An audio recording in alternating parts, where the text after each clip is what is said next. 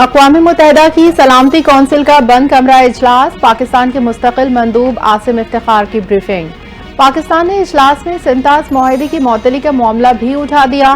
عاصم افتخار کہتے ہیں بھارت کا سنتاس معاہدے کو معطل کرنا عالمی قوانین کی خلاف ورزی ہے۔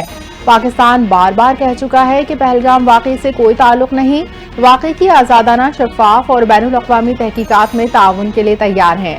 بھارتی اقدامات سے خطے میں امن و سلامتی کو شدید خطرات لاحق ہیں۔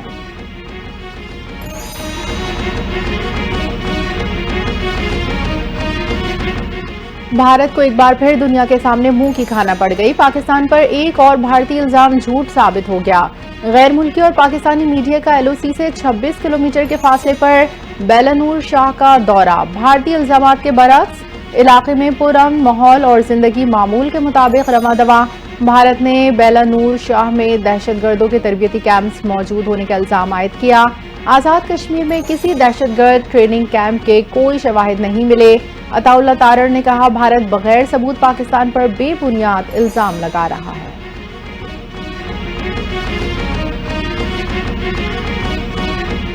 غیر ملکی سپانسرڈ دہشت گردی بلوچستان کی سلامتی کے لیے بڑا خطرہ ہے۔ ملکی خود مختاری کو چیلنج کیا گیا تو بھرپور جواب دیا جائے گا۔ ریاست دشمن عناصر کے مذموم عزائم کو کسی صورت کامیاب نہیں ہونے دے گی۔ آرمی چیف عاصم منیر سے بلوچستان نیشنل ورکشاپ کے شرکاء کی ملاقات۔ سپہ سالار نے خطاب میں کہا دہشت گردوں کا کوئی مذہب، فرقہ یا نسل نہیں، اس کا مل کر مقابلہ کرنا ہوگا۔ پاکستان خطے اور دنیا میں امن کا خواہاں ہے۔ مسلح افواج عوام کی حمایت سے دہشت گردی کے خلاف جنگ جاری رکھیں گی۔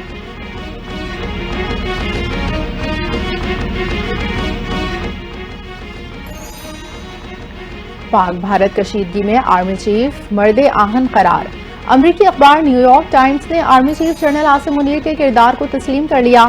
نیو یارک ٹائمز کے مطابق آرمی چیف نے معاشی اور سیاسی مسائل میں گھری قوم کو متحد کیا۔ آرمی چیف کا فوجیوں سے خطاب کسی بھی بھارتی حملے کا بھرپور جواب دینے کا عزم ظاہر کرتا ہے۔ آرمی چیف نے دو ٹوک انداز میں واضح کیا بھارتی جارحیت کا منہ توڑ جواب دیا جائے گا۔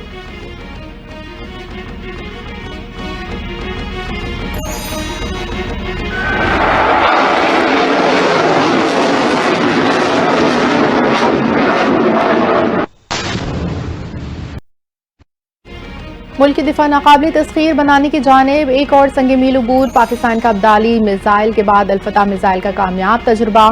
الفتح میزائل زمین سے زمین تک 120 کلومیٹر تک مار کر سکتا ہے۔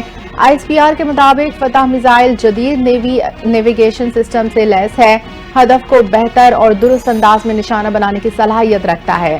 آرمی چیف عاصم منیر اور chairman joint chief of staff committee کے تجربے پر مبارکباد۔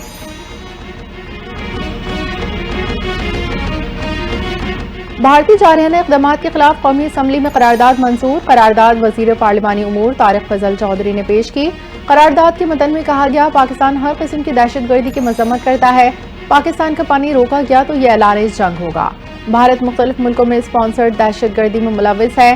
کشمیری حق خود ارادیت کے حصول کے لیے جدوجہد کر رہے ہیں۔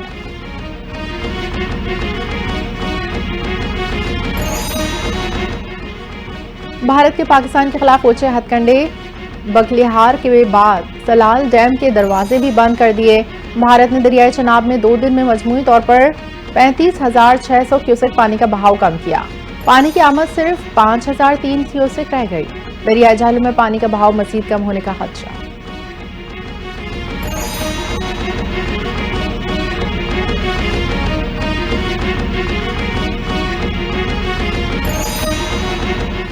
بھارت اور بنگلہ دیش نے ایک دوسرے پر تجارتی پابندی عائد کر دی۔ بھارت نے بنگلہ دیش کے لیے ٹرانزٹ سہولت روک دی۔ سہولت سے بنگلہ دیش اپنی برآمدات بھارتی بندرگاہوں اور ہوائی اڈوں سے تیسرے ممالک تک پہنچاتا تھا۔ بنگلہ دیش کا بھارت کو جوابی وار بھارت سے روڈ کے ذریعے سوتی دھاگے کی درآمد پر پابندی لگا دی۔